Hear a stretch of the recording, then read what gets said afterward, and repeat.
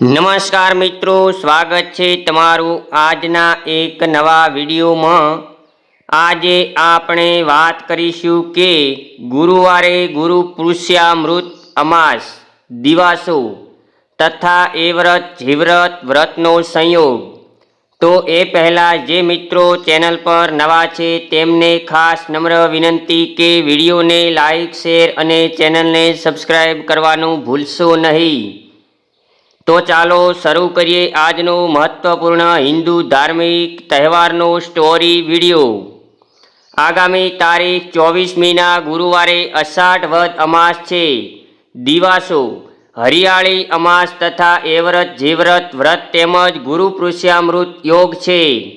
આ દિવસે સાંજના 4:44 કલાકથી ગુરુ પુષ્યામૃત યોગ છે, જે શુક્રવારના સૂર્યોદય સુધી ગુરુ પુષ્યામૃત યોગ ગણાશે।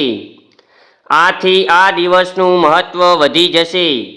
દિવાસોના 100 પર્વની વાસો કહેવામાં આવે છે, એટલે કે દિવાસોના દિવસથી દિવાળી સુધી આશરે 100 દિવસમાં બધા જ મુખ્ય તહેવારો આવી જાય છે। દિવાસોનો દિવસ પવિત્ર હોવાની સાથે સાંજના 4:44થી ગુરુ પુષ્યામૃત યોગ હોવાથી આ દિવસે સોના ચાંદીની ખરીદી કરવી, પૂજાના સામાનની ખરીદી કરવી, જીવન ઉપયોગી વસ્તુની ખરીદી કરવી શુભ ફળદાયક બનશે।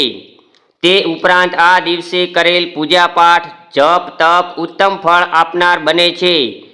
આ દિવસે ગુરુ મંત્રના જાપ કરવા, કુળદેવીની ઉપાસના કરવી, શ્રીયંત્ર પૂજા કરવી, સ્થિર લક્ષ્મીની પ્રાપ્તિ થશે। આથી જ દિવાસોના દિવસે 100 પર્વનો વાસો એમ કહેવામાં આવે છે। આ દિવાસોના દિવસે હરિયાળી અમાસનો દિવસ પણ કહેવામાં આવે છે।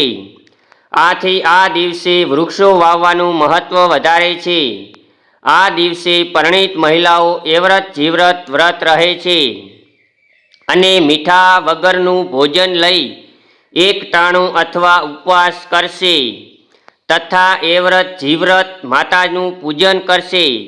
સાથે જવારાનું પણ પૂજન કરી આખી રાત્રિનું જાગરણ પણ હોય છે। આ વ્રત સંતાનની રક્ષા માટે તથા પતિદેવની રક્ષા માટે કરાય છે। શુભ ચોઘડિયા સાંજના શુભ ચોઘડિયું 5:51થી 7:30, રાત્રે અમૃત ચોઘડિયું 7:30થી 8:51, રાત્રે ચલ ચોઘડિયું 8:51થી 10:12। ઘણા બહેનો આ દિવસથી સાંજના દશા માતાજીનું સ્થાપન પૂજા કરતા હોય છે, જ્યારે નિયમ પ્રમાણે ઘણા બહેનો શ્રાવણ સુદ એકમના દિવસથી દશામાની સ્થાપના કરે છે।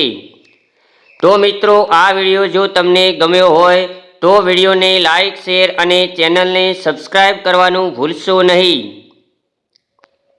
જે મિત્રોએ ચેનલને સબસ્ક્રાઈબ કરી છે તેમનો દિલથી આભાર। તો ફરી મળીશું આવા અવનવા વિડીયો સાથે। ત્યાં સુધી સર્વ દર્શક મિત્રોને દિવાસા પર્વની હાર્દિક શુભકામનાઓ। આપનો દિવસ શુભ રહે। જય શ્રી કૃષ્ણ, જય માતાજી। આભાર, ધન્યવાદ।